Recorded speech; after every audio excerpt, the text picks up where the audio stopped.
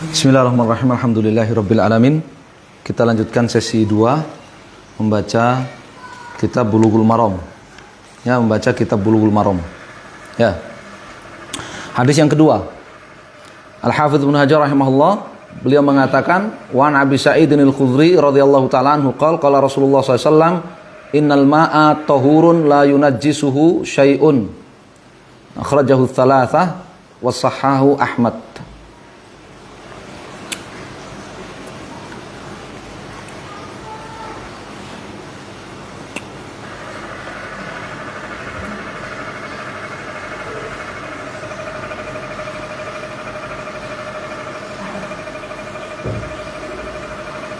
Dari Abu Sa'id al-Khudri radhiyallahu ta'ala anhu, beliau mengatakan bahwa Rasulullah SAW bersabda, innal ma'a tahurun.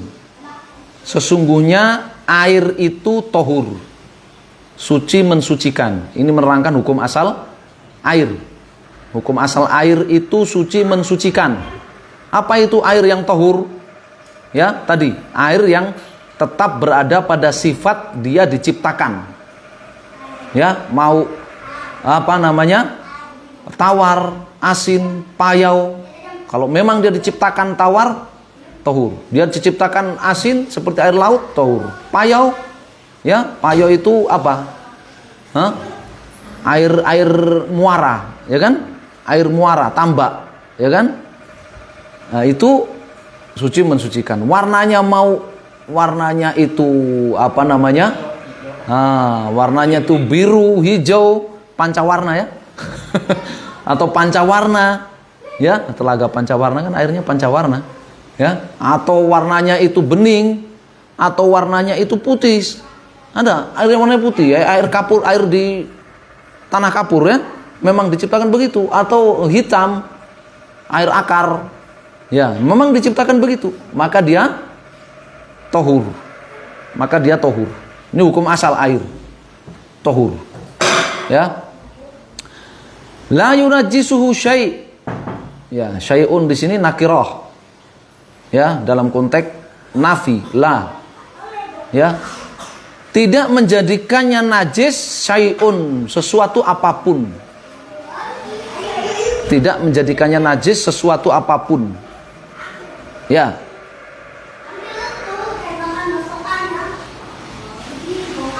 Hadis berikutnya, an Abi Umamah al-Bahili radhiyallahu ta'ala anhu qala Rasulullah sallallahu alaihi wasallam, innal ma'a la yunajjisu syai'un illa ma ghalaba ala rihi wa ta'mihi wa launihi. Akhrajahu Ibnu Majah wa dha'afahu Abu Hatim walil Baihaqi al-ma'u tahirun illa in taghayyara rihuhu aw ta'muhu aw launuhu binajasatin tahdutsu fihi. Ini lanjutan dari hadis kelengkapan untuk memahami hadis yang tadi kita baca, hadis kedua. Dari Abu Umamah al-Bahili radhiyallahu ta'ala anhu, Rasulullah SAW bersabda, sesungguhnya air itu tidak menjadikannya najis sesuatu apapun. Sesungguhnya air itu ya suci mensucikan, tidak ya menjadikannya najis oleh sesuatu apapun, illa kecuali maghalaba ala rihihi, ya, najis yang merubah baunya, wa ta'mihi, atau rasanya, walaunihi, atau warnanya. Yani bau aslinya, rasa aslinya, warna aslinya. Hadis riwayat Ibnu Majah didhaifkan oleh Abu Hatim, dan di dalam Sunan Al-Baihaqi, al-ma'u tahir, air itu suci. Maksudnya di sini tahur, suci mensucikan. Illa in taghayyara, kecuali kalau berubah. Ya, kecuali kalau berubah. Rehuhu, warna, bau aslinya, atau ta'muhu, rasa aslinya, au launuhu, atau warna aslinya berubah oleh apa? Binajasatin, dengan sebab najis, tahdutsu fihi, yang terjadi padanya. Ya, yang bercampur padanya. Wa an Abdullah bin Umar, hadis kelima dari Abdullah bin Umar radhiyallahu taala anhuma, qala Rasulullah sallallahu alaihi wasallam, idza kana al-ma'u qullatain lam yahmil khabath. Ya, ini nanti akan kita bahas. Taib. Tiga hadis ini, hadis kedua, ketiga, dan keempat, ini menerangkan macam-macam air itu tadi. Kalau hadis pertama menerangkan tentang, ya, secara mantuknya, secara tekstualnya menerangkan tentang, ya, air tohur, suci mensucikan. Secara mafhumnya menerangkan tentang air najis dan air tohir, suci tapi tidak mensucikan. Ya, maka di sini hadis kedua, ketiga, dan keempat ini secara tekstualnya, ya, menerangkan dua macam air. Air tohur dan air najis. Air tohur itu apa? Air yang tetap pada sifat asli dia diciptakan. Ini hadis kedua tadi. Innal ma'a tohurun la yunajjisuhu syai'un. Ya. Air najis itu apa? Air yang terkena najis dan satu, berubah.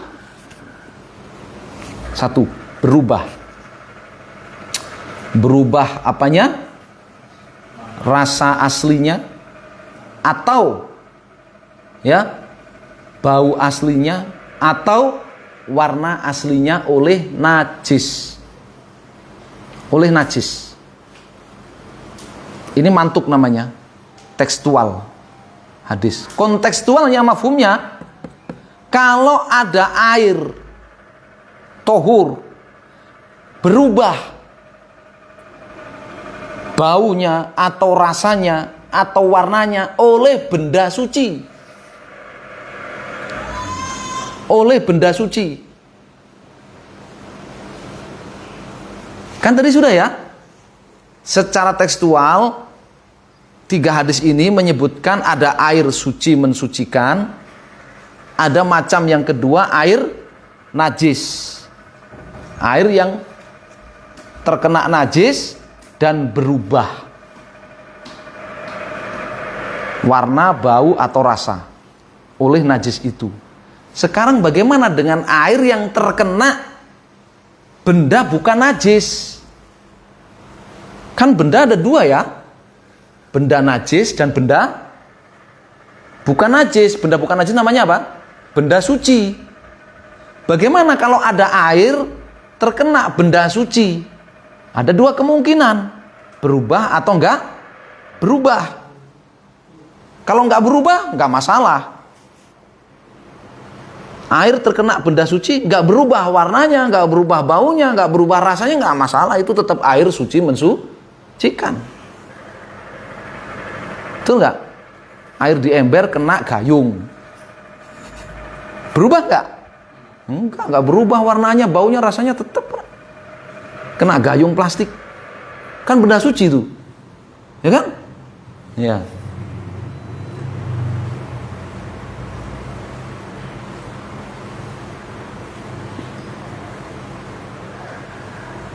Sekarang kalau berubah, nah ini kemungkinan kedua. Air tadi yang tohur suci mensucikan terkena benda bukan najis atau benda suci, berubah warnanya atau baunya atau rasanya.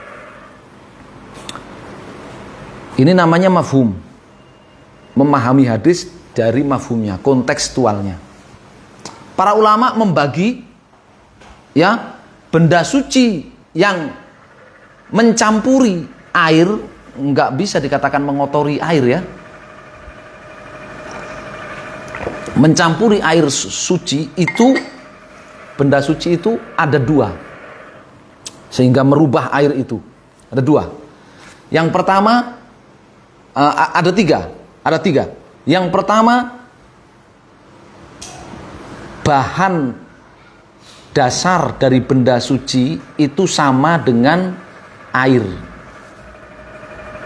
Bahan dasar dari benda suci itu yang mencampuri air, mengotori air dan merubah, ya, warna atau bau atau rasanya, itu bahan dasarnya sama dengan air. Contohnya apa? Es batu, ya enggak? Es batu bahan dasarnya apa? Air. Es batu disebut air enggak? Bukan, enggak ada pulang mau minta air dikasih air batu. marah-marah lah dia, ya kan? Beli apa? Es teh. Cuma dikasih air sama teh. Ya kan? Benda, es itu benda sudah. Dia bukan air, udah benda. Tapi suci apa najis? Suci, dia benda suci. Ya kan? Dimasukkan ke air yang suci mensucikan, merubah enggak? Merubah rasa. Merubah rasa. Buktinya antum bayar air es. Beda kan harganya air putih dengan air es? Berubah rasanya. Warnanya berubah enggak? Berubah warnanya. Kalau baunya enggak berubah ya. Apalagi yang bahan dasarnya dari air, sama dengan air. Garam laut. Apa? Garam laut kan bahan dasarnya sama dengan air laut. Bahan dasarnya sama dengan air laut. Garam laut, bukan garam gunung. Kalau garam gunung beda bahan dasarnya dengan air. Garam gunung bahan dasarnya apa? Apa namanya? Fosfor ya. Iya. Belerang. Ya, beda berarti bahannya ya. Udah pernah mencicipi garam gunung belum? Lebih mahal dari garam laut lah. Garam gunung itu lebih mahal. Padahal kalau naik gunung gratis di gunung. Ya. Jadi kalau bahan dasar dari benda suci yang mengotori air itu sama dengan air, maka meskipun berubah warna, bau, dan rasanya, selama masih tetap air, maka dia tetap suci mensucikan. Tetap suci mensucikan. Yang kedua, benda suci yang mencampuri air. Ya, benda suci yang mencampuri air itu bukan bahan dasarnya sama dengan air, tetapi tidak bisa dihindari. Tidak bisa dihindari, dengan sendirinya terjadi. Contohnya apa? Lumut. Lumut ya. Lumut pada kolam yang nggak pernah dibersihin itu. Ya, dagingnya banyak jadi lumut. Merubah nggak? Merubah nggak? Merubah. Baunya berubah, warnanya berubah. Apanya lagi? Rasanya juga berubah. Ya, pada air kolam yang berlumut itu. Ya.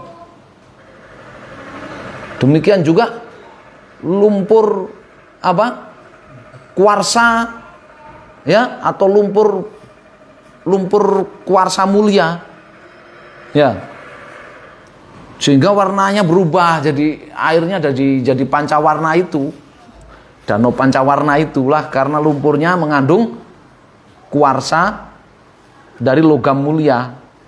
Jadi kalau kena matahari kadang berubah-ubah warnanya. Pernah lihat? Saya pernah lihat waktu kecil, tapi sekarang udah hilang. Lumpurnya udah diambil, udah hilang. Saya pernah lihat dulu. Ya, danau telaga pancawarna. Jadi kalau kena matahari berubah-ubah dia.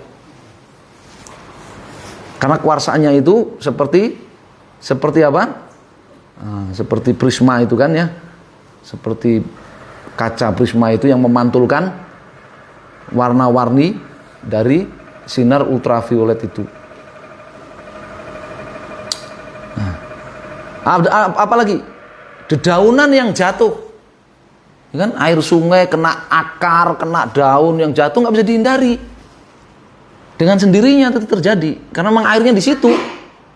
Ya, berubah fi mahali, berubah di tempatnya itu. Ya, air yang disimpan terlalu lama, rumah ditinggal sebulan, ada air di ember, berubah nggak? Berubah dengan sendirinya namanya.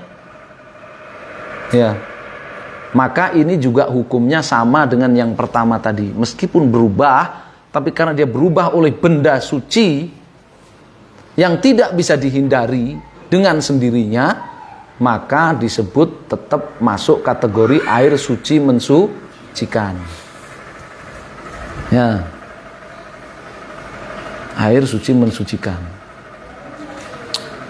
Yang ketiga, sekarang, ya, yang tercampuri oleh benda suci oleh campur tangan manusia, sehingga bisa dihindarkan.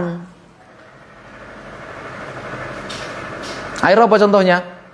Air kopi, air teh, ya kan? Bikin teh, manusia bikin teh, bikin kopi, bikin teh untuk mandi. Pernah nggak mandi pakai air teh? Ya, oh coba deh, coba, ya dicoba, ya mandi pakai air teh, sauna namanya, mandi pakai air bunga, mandi pakai air kulit kopi. Kulit kopi karena kalau antum kan ya pecandu kopi, para pecandu kopi ini kan ya, itu petani-petani kopi itu kan ya digiling, dikupas kulitnya, dibuang kan. Ah, coba itu kulitnya dipakai di rendamannya airnya untuk mandi. Ya. Air itu. Ya.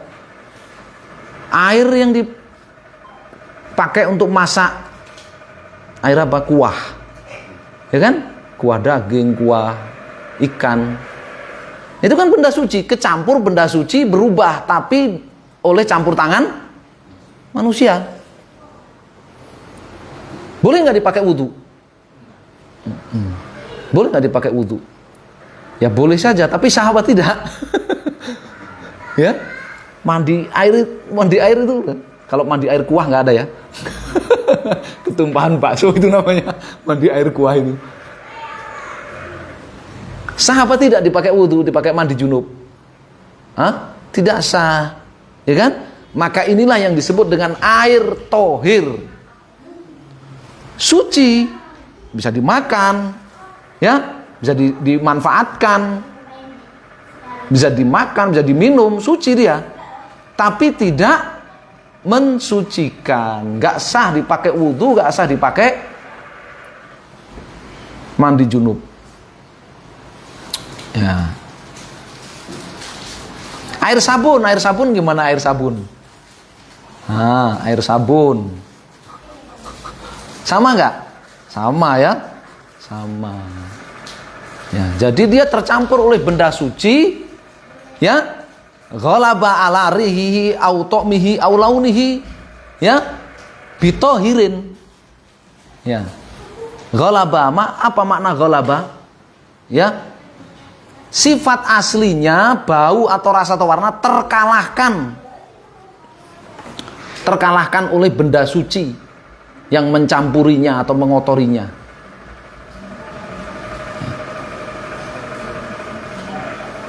Maka tidak mensucikan, tidak sah dipakai wudhu, tidak sah dipakai mandi junub. Ya. Jadi tiga hadis ini menerangkan secara tekstualnya, mantuknya, ada air itu tohur, suci mensucikan, yang tetap berada pada sifat asli dia diciptakan. Yang kedua, air najis, yaitu air yang terkena najis, ya, dan kriterianya satu apa? Berubah. Nanti ada kriteria kedua, kapan jadi air najis. Ada perbedaan nanti yang kedua, setelahnya. Yang ketiga, secara mafhum atau kontekstual, hadis ini menerangkan tentang jenis air yang ketiga tadi itu, tercampur oleh benda suci, ya, oleh campur tangan manusia, dan bisa dipisahkan, bisa dihindari, ya, berubah sifat aslinya air itu, warna, bau atau rasa, maka disebut air tohir, suci tapi tidak mensucikan. Ya, air yang tohir, suci tapi tidak mensucikan, ini nanti akan bercabang-cabang lagi, ada jenis air yang lain lagi. Ya, nanti akan datang hadisnya. Pokoknya diingat aja. Ya. Nah, tadi di hadis yang pertama ada keterangan al-hillu maitatuhu, bangkainya halal. Bangkai hewan yang dia tidak hidup kecuali di air, ya, maka halal. Merubah enggak? Merubah air itu enggak? Ikan mati di air kolam. Ikan mati di air kolam. Ikan situ mati di air kolam. Sama enggak dengan kuah ikan? Itu pembahasan al-khillu maitatuhu itu tadi. Ya? Iya. Yang mengkiaskannya kepada air laut, maka tetap suci mensucikan. Meskipun di situ ada bangkai ikan. Ikan nggak bisa hidup kecuali di air. Ya? Yang mengatakan dikiaskan kepada kuah ikan, maka suci tapi tidak mensucikan. Ya. Berikutnya, hadis kelima. Wa an Abdullah bin Umar radhiyallahu taala anhu qala qala Rasulullah sallallahu alaihi wasallam idza kana al-ma'u kullataini lam yahmilil khabath wa fi lafdhin lam yanjus. Akhrajahu al-arba'atu wa sahahu Ibnu Khuzaimah wal Hakim wa Ibnu Hibban.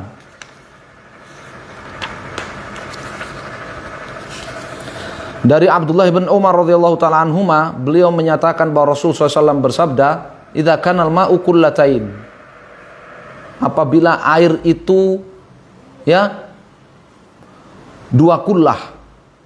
Dua kullah itu ukuran wadah. Dua kullah itu kata Syekh Sa'ad di sini ya, waqad haddaha ba'dhum bi dhira wa rubu tulan fi dhira wa rubu ardhon fi dhira wa rubu umqan. Ya, kullatain, dua kullah itu dikonversikan oleh sebagian ulama, dan ini yang dipilih oleh beliau Syekh Sa'ad Fidullah, ya, lebarnya panjangnya itu ziro warubu, satu hasta ditambah seperempat hasta. Berapa? Kurang lebih 65 cm. Panjang 65 cm, wadah yang panjangnya 60 cm atau kolam ya, wadah atau kolam yang panjangnya 65 cm, lebarnya sama 65 cm, dalamnya 65 cm. Berapa kubik? 65 kali 65 kali 65, Jis. Berapa kubik, Jis? Ya. Berapa kubik? Senti dalam sentimeter kubik. Ini ketemu liter. Ya, takaran liter. Ya, takaran liter. 65 kali 65 kali 65. Ya. Hitungan sendiri, ketemunya kurang lebih 270 liter. Ya, kurang lebih 270 liter. Ya. Itulah dua kullah. Kurang lebih 270 liter. Gimana cara jawab cepatnya gimana itu? Hah? Cara jawab cepatnya gimana? Gunakan AI. Gunakan AI. Tulis saja di situ. Ya. Berapa konversi dua kullah air dalam ya kubik atau liter? Dalam meter kubik atau sentimeter kubik atau liter? Nanti kan dijawab lengkap dengan caranya. Iya. Kan sudah disosialisasikan kan, kita disuruh menggunakan AI untuk edukasi positif, ya kan? Jika air itu dua kullah, berapa? Kurang lebih 270 liter tadi itu, lam yahmilil khabath. Ya. Apa maknanya lam yahmilil khabath? Wa fil lafdhin, dalam redaksi yang lain, lam yanjus, tidak najis. Hadis riwayat Al-Arba'ah, ya, Abu Dawud, Nasai, Tirmidzi dan Ibnu Majah, Wasahih Ibnu Khuzaimah, diriwayatkan oleh Ibnu Khuzaimah wal Hakim, juga disahihkan oleh Al-Hakim dalam Mustadrak, wa Ibnu Hibban, dan juga diriwayatkan oleh Ibnu Hibban dalam Sahih Ibnu Hibban. dalam Sahih Ibnu Hibban. Ya. Hadis ini ada ceritanya, su'ila anil ma yakunu bil falat minal ard wa ma yanubuhu minas siba wad dawab. Nabi ditanya tentang air yang ada di kolam di alam terbuka, air kolam yang ada di alam terbuka. Ya, didatengin oleh hewan, datengin oleh hewan buas, minum di situ. Maka Nabi menjawab, jika air itu 2 kullah, ini ukuran kolamnya itu minimal 65 kali 65 kali 65 cm, maka tidak ternajiskan oleh najis. Ya. Tadi air najis itu air yang terkena najis dan satu apa? Berubah warna, bau atau rasa. Yang kedua, kalau ukur air najis, tambahin ini. Yang kedua, yaitu sedikit. Apa? Sedikit. Air yang sedikit terkena najis dan berubah. Itulah air najis. Lalu patokannya sedikit itu apa? Mantuk dari hadis ini, tekstual dari hadis ini, haddul fasil, apa namanya haddul fasil? Batas pembeda antara air sedikit dengan air banyak itu 2 kullah. 2 kullah. Kata sesat, hadal hadis min adillatil jumhur tafriq bainal qalil wal katsir. Hadis ini dalil mayoritas ulama membedakan antara air sedikit dengan air banyak. Jadi batas pembeda antara air sedikit dengan air banyak itu 2 kullah. Yang kurang dari 2 kullah disebut air sedikit. Yang 2 kullah atau lebih disebut air banyak. Jika ya, dan ini mazhab Al-Hambali, ya. Jika air itu fal katsir la tu'athir fihi najasah hatta yataghayyar bi mukhalatatin najasah. Bainamal qalil yata'athar bin najasah idza laqaha walau lam yataghayyar. Air najis, air yang terkena najis, kalau dia sedikit kurang dari 2 kullah, maka berubah atau enggak berubah, kalau terkena najis maka disebut air najis. Air yang kurang dari 2 kullah terkena najis, berubah enggak berubah, maka tetap najis. Ini hadis yang kelima dan hadis sebelumnya tadi 34 234 2345. Air kalau sedikit kurang dari 2 kullah terkena najis, maka berubah nggak berubah dia jadi najis. Kalau kurang dari 2 kullah kena najis, berubah jadi air super najis. Iya kan?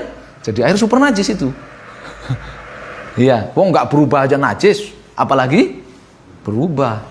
Ya. Yang ketiga, air yang 2 kullah atau lebih, 270 liter ke atas. Ya, kalau di tong itu, drum itu berapa liter itu isinya? 150 kan itu? Berarti 2 tong kan, 2 kullah itu. 2 drum itu 2 kullah itu. Tandon itu berapa tandon? Besar ya. 500 kayaknya paling kecil ya. Tandon itu. Kalau pakai drum ya 150 itu kan. Iya. Maka kalau mau bikin tandon yang gede sekalian, jangan cuman yang ukuran 300 liter. Nah, yang ke atasnya supaya masuk kategori air banyak. Faedahnya apa? Kalau kejatuhan najis, kalau dia air banyak, 2 kullah atau lebih, ya 300 liter ke atas, 270 liter ke atas. Maka kalau tidak berubah, tidak najis. Ini maknanya, ya. Kalau airnya itu 2 kulah, ya, maka tidak najis. Kalau terkena najis. Maksudnya apa? Kalau tidak berubah. Kalau berubah, air lebih dari 2 kulah, 300 liter misalkan, atau itu tandon 500 liter, kena najis, kena bangkai. Kalau nggak berubah bau, rasa, warna, nggak masalah. Ya, begitu tikus jatuh situ langsung diambil, nggak berubah. Ya kan? Kalau berubah, najis. Air 2 kulah atau lebih, air banyak, kalau terkena najis dan berubah, maka dia najis. Ini bedanya air sedikit dengan air banyak. Ya, tadi tolok ukur pertama air najis itu berubah oleh najis. Tolok ukur kedua dibedakan antara sedikit dengan banyak. Dibedakan antara sedikit dengan banyak. Ya. Mazhab Al-Hambali memberikan tambahan satu hukum. Ya, kecuali najisnya itu adalah adhiroh, kotoran manusia. Ya, kencing ataupun ya air besar, air kecil ataupun air besar. Ya, itu berubah nggak berubah, tetap najis meskipun 2 kulah atau lebih. Meskipun 2 kulah atau lebih. Ya. Sedangkan selain mazhab Hambali, mereka patokannya hanya besar, banyak sedikit aja. Air kalau banyak 2 kulah atau lebih, meskipun kena air kencing, kalau nggak berubah, tetap suci mensucikan. Misalkan nggak berubah. Ya, kalau mazhab Hambali ada najis khusus, ya, adhiroh, kotoran manusia, ya, air kecil atau air besar. Meskipun nggak merubah sifat air itu, tetap najis. Air banyak lebih dari 2 kulah, ya. Itu namanya mufrodat madhab. Nah, belajar fikih itu ada mufrodat juga, ya. Mufrodat itu pendapat yang mazhab Hambali menyendiri, berbeda dengan 3 mazhab yang lainnya.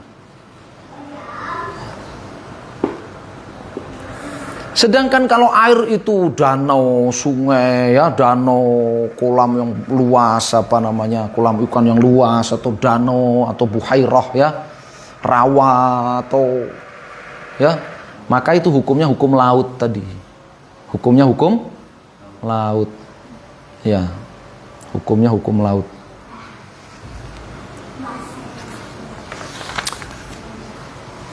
Berikutnya, wa an Abi Hurairah radhiyallahu ta'ala anhu qala Rasulullah sallallahu alaihi wasallam la yaghtasil ahadukum fil ma'id daimi wa huwa junub. Akhrajahu Muslim walil Bukhari la yabulanna ahadukum fil ma'id daimi alladzi la yajri thumma yaghtasilu fihi walil Muslimin minhu wali Abi Dawud wala yaghtasilu fihi minal janabah. Ya. Ini hadis, ya, dengan yang sesudahnya, ya, kita baca.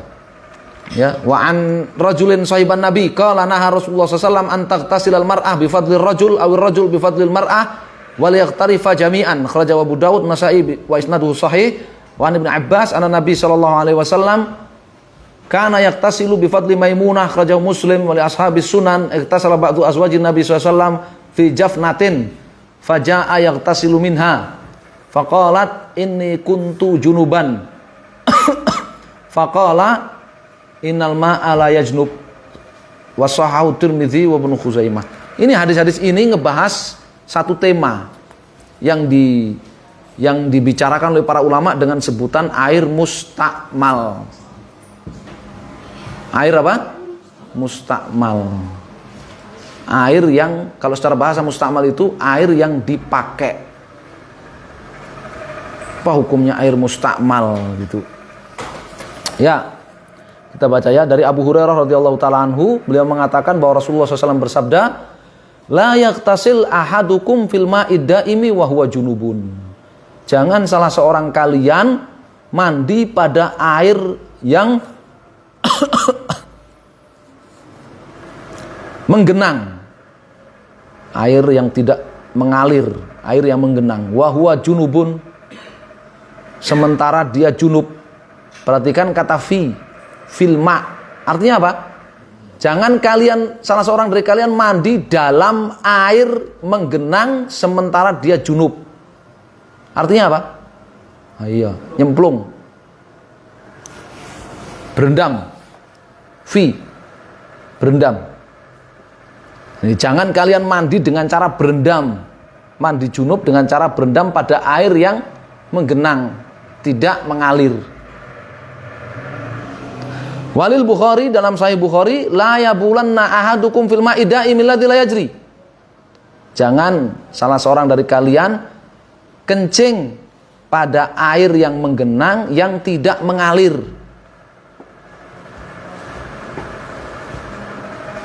Summa kemudian yaghtasilu fihi, kemudian dia berendam, mandi di air itu. Wali muslimin, dalam riwayat Muslim, minhu, kemudian dia yaghtasilu minhu, mandi dengan menggayung dari air itu. Jadi, jangan salah seorang dari kalian kencing pada air yang ditampung, yang menggenang, nggak mengalir, kemudian mandi dari air itu. Ada fihi, ada minhu.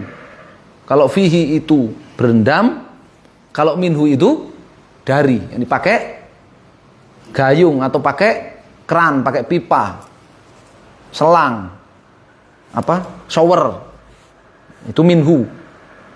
Ya, ini mempengaruhi hukum ini, persoalan fihi dan minhu itu. Ya, wali Abi Dawud, dalam Sunan Abi Dawud, wala yaghtasilu fihi minal janabah, dan jangan dia mandi junub fihi, di dalamnya. Berendam. Kenapa tidak boleh? Kalau yang sudah dikencingin tadi, hadis kedua tadi dalam riwayat Bukhari, jangan kencing di air yang ditampung atau menggenang, tidak mengalir, kemudian mandi dengan cara berendam atau dengan cara dialirkan atau dengan cara digayung, karena jadi air najis. Mau kurang dari 2 kulah ataupun 2 kulah atau lebih, kalau air kencing maka dia tadi dalam mazhab Hambali itu sudah jadi air najis. Berubah nggak berubah, udah jadi air najis. Jelas nggak boleh, haram hukumnya menggunakan air najis untuk di badan kita. Apa dalilnya? Wasiyabaka fatahhir, pakaian kamu maka sucikanlah dari najis. Mafhumnya, ya, pakai najis itu haram. Ya. Tapi ini loh, yang pertama ini loh, jangan salah seorang dari kalian mandi dalam air, mandi junub dalam air yang tergenang atau ditampung. Ini yang disebut air mustakmal. Dia berendam dalam air dalam keadaan junub. Jadi ini air suci mensucikan dipakai untuk bertoharoh di dalamnya. Kan berarti air sesudahnya sisa. Rendaman pertama ketika dia berendam, ya, nyilep itu apa bahasanya? Nyelam. Ketika dia nyelam yang pertama, itu air suci, mensucikan. Yang kedua, itu sudah jadi air mustakmal, sisa daripada air yang dipakai untuk bertoharoh, bersuci dari hadas junub. Ya, dari hadas junub. Makanya di sini saya mengatakan wa dhahabal hanabilah wa syafi'iyah ila annal ma'al mustakmal fi raf'i hadatsin fa innahu la yustakmal fi raf'i hadatsin akhar. Li hadzal hadis. Ya, mazhab Hambali dan mazhab Syafi'i berpendapat bahwa air mustakmal, air yang sudah dipakai untuk menghilangkan hadas dengan cara tadi, dicelup badan kita, nyelam, berendam, celup, tidak boleh dipakai untuk menghilangkan hadas yang lain. Berarti air mustakmal itu dalam sifat seperti ini dipakai untuk berendam, badan kita berhadas dicelupkan di situ, itu apa? Suci tapi tidak mensucikan. Ini masuk jenis kedua, air suci tidak mensucikan. Jenis pertama tadi sudah tercampur oleh benda suci yang bisa dihindari, bisa dipisahkan karena campur tangan kita dan merubah sifatnya. Yang kedua, air mustakmal. Ya, tayyib, kita cukupkan sampai di sini ya. Kita lanjutkan tentang air mustakmal jenis yang kedua di pertemuan yang akan datang. Sallallahu ala Muhammadin wasallam. Alhamdulillahirabbil alamin.